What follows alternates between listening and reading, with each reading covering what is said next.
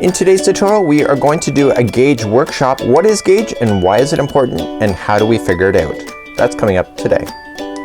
Welcome back to the Crochet Crowd as well as yarnspirations.com. I'm your host Mikey. Today we're going to do a gauge workshop on 4 lessons that are quick and easy inside today's tutorial. We're going to be determining what exactly is the gauge, where do you find these gauges, how do you measure a gauge, and how do you adjust for a gauge. Let's get started with learning what is a gauge. So what exactly is the gauge anyway? Well, the gauge allows us as crocheters and knitters to be able to match exactly what the designer has done. So for example, say I make up my own design and I give you the swatch. You at home can determine whether your particular project will match exactly what this is. So for example, afghans and items that do not really require to be swatched or a gauge is really not important, we kind of skip the process. I do it. I know many people do it. They just go for it and just run with it. But gauge is really important for items that you need to physically wear, whether it's a hat or a sweater or anything else that you are wearing. So if your gauge is too small, then what happens is that the project will not fit. If it's too big, it will be very loose, and then if it's just right, it'll fit you if the measurements are working out properly for your particular dimensions. So the gauge is really important to allow you to duplicate exactly what you see within a pattern. So where do you find the gauges anyway? Well, this is a pattern and this is just a take from this existing pattern, and it says that there was 11 stitches across, okay, and 6 rows, and it's in the 4 inches. That 4 inches is assuming the square of 4 by 4. So I looked at the ball band label that's over here and it's the same that is on the ball band label right here, and you notice that the gauge size is not the same. So this is telling you here the 4 by 4 swatch in this yarn is 9 single crochet across and 10 rows high. Why is there a difference between this one and here?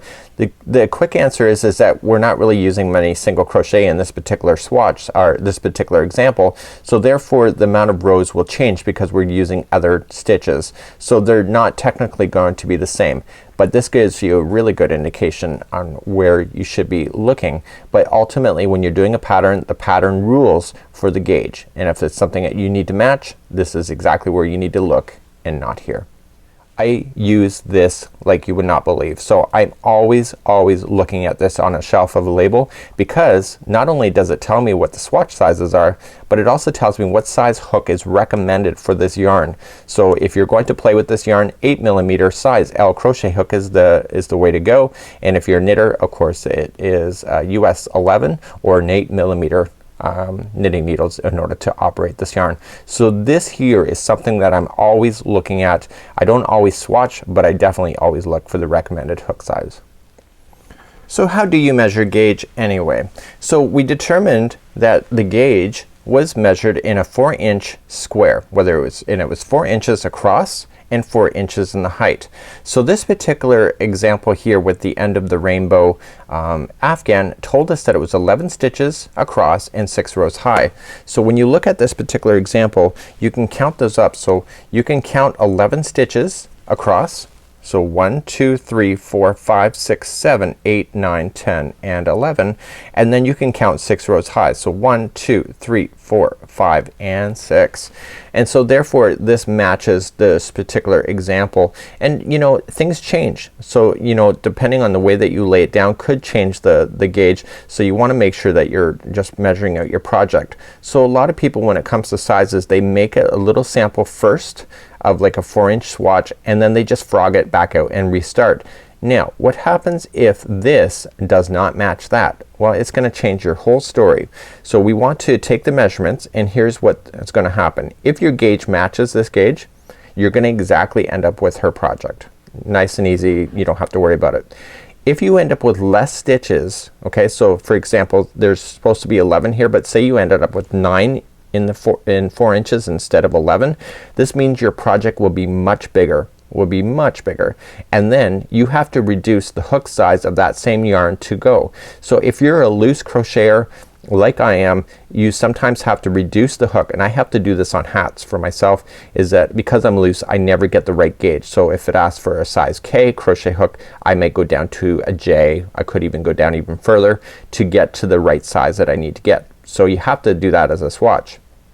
Now there was 11 here. What happens if there's more than 11 and say there was 15? This means that your project will be much smaller because it means that there's more stitches fitting into the 4-inch square, so therefore your project will be more compressed. So therefore, in order to get the bigger size, you have to increase the hook.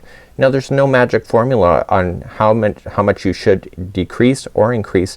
I think in time, even for myself, I know with myself how many I need to decrease. I think it's 2 hook sizes when I need to decrease in order to get to the right gauge. This is something that you'll have to figure out with yourself, and sometimes you might have to make 1 or 2 different swatches in order to figure that out for you. Every pattern is slightly different, and so this is the general rule. But I will tell you, yesterday I did a tunic for a woman and I never gauged, and I'm lucky that it even fit my mannequin. It's way too small within the width, and because of that I didn't check my gauge. I should have adjusted my hook in order to get that. So it's really important for things that are wearable.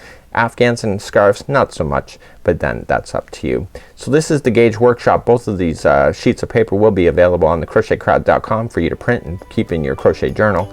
And if you have any more questions, of course, you can always ask on Facebook, and we'll talk to you again real soon. So on behalf of the Crochet Crowd as well as yarnspirations.com, have a super day and enjoy. Have a good one. Bye.